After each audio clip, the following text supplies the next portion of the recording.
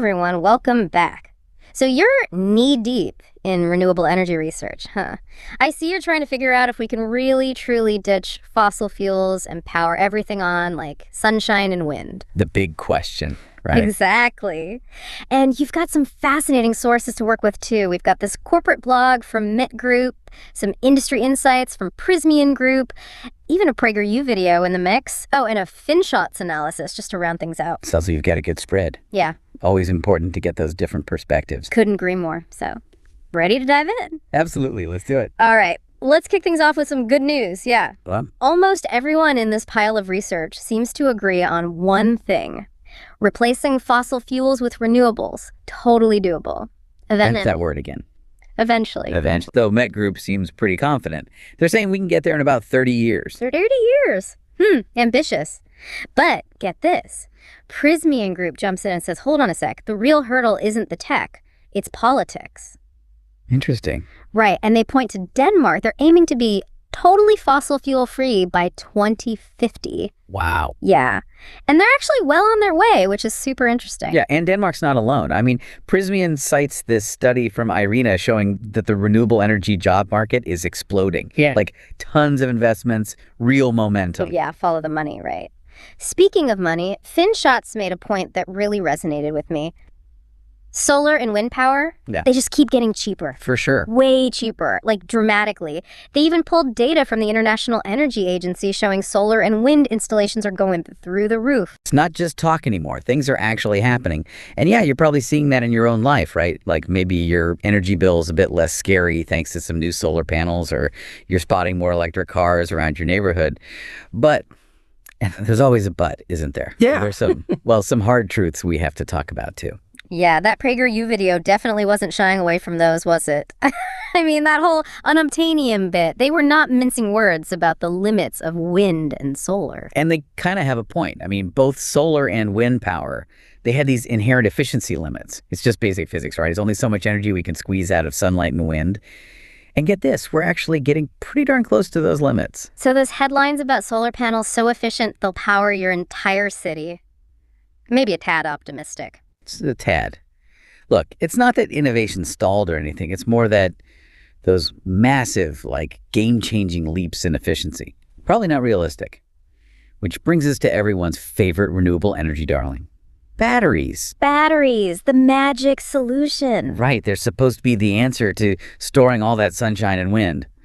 But that PragerU video, they dropped a real reality check in there. Oh, yeah, the whole, imagine every factory on Earth churning out nothing but batteries for centuries just to store one day's worth of U.S. energy use. Eye-opening, to say the least. Yeah. And it's not just about making enough batteries either, right? That video, along with FinShots, they both went deep on the environmental costs of all those batteries, solar panels, wind turbines. Right, because they don't just, poof, appear out of thin air. Exactly. They need a ton of, like, rare earth minerals. And mining those, it's not exactly environmentally friendly. 250 tons of earth moved just for one electric car battery. 250 tons for one battery. Let that sink in for a second. Easy to forget that when you're caught up in the excitement of new tech, you know? But it's a huge piece of the puzzle. And then there's the whole issue of, like, what happens to all that stuff when it's done, when those solar panels and wind turbines and batteries, when they reach the end of their life. Oh, right. The e-waste problem. Isn't that already a huge issue with our phones and laptops and everything? Huge. And according to both IRENA and that PragerU video, we're talking mountains of renewable energy waste by 2050. Like, it could be even worse than our plastic problem if we don't figure something out. Makes you wonder, are we just, like, swapping one environmental mess for another? Mountains of e-waste. Yikes. Not exactly the bright green future we were hoping for. It's like every time we think we've got a handle on this renewable energy thing, a new challenge tops up. Yeah, it's definitely not a simple fix, that's for sure. But, hey, being aware of the problems is the first step to solving them, right? And I think the biggest thing to remember here is, well, it's a system. Like, it's not just about, you know, swapping out all the gas stations for solar panels and calling it a day. So true. FinShots had a really good point about that. They were saying how everyone's focused on electric cars, which is great and all, but But there's a whole lot more to it. Exactly. Like, what about airplanes, cargo ships, all those giant factories making steel and, concrete? Those are energy hogs, and we don't really have good renewable options for them yet. Yeah, and then they brought up this crazy image of like a Boeing 747. Did you know those things burn something like 30,000 gallons of jet fuel on just one flight? It's wild. Wow. Okay, so what about nuclear? I feel like every time we talk about energy, nuclear comes up. For sure. That's always a hot topic. Yeah. And yeah, there are definitely some valid concerns around nuclear, but it's also been powering a good chunk of the world for a while now. I mean, look at France. They've been big on nuclear for decades. Right. And even Finshots, they mentioned how ExxonMobil, and they're not exactly known for being like anti-oil. Yeah. Even they're saying, hey, we need to keep investing in oil and gas, or we could be looking at some serious shortages. Exactly. I mean, they even warned about prices going way up if we just like slam the brakes on oil production. And their point wasn't to discourage renewable energy or anything, but more like, hey, let's be realistic. This transition is going to take time, and we need to be smart about it. exactly. It's not a light switch we can just flip. It's more like, I don't know, a dimmer switch maybe. Yeah. Gradually finding the right mix as we go. I like that, the dimmer switch approach to energy transition. So it sounds like there's no single answer, no magic solution. It's going to take a combination of new technologies, smart policies, and yeah, even just individual choices about how we use energy. 100%. And that's kind of the takeaway from all this research, isn't it?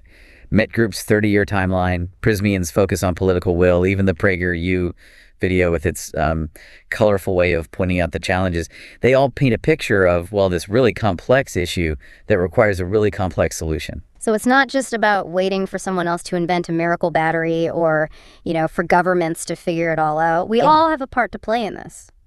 Absolutely. And that brings us to, well, the big question for you. Knowing what you know now about, both the incredible potential and the very real challenges of renewable energy, what do you think? What actions, big or small, do you think are most important for building a truly sustainable energy future? And what role do you see yourself playing in all of this? Keep thinking about it, keep researching, and as always, thanks for joining us on this deep dive. We'll see you next time.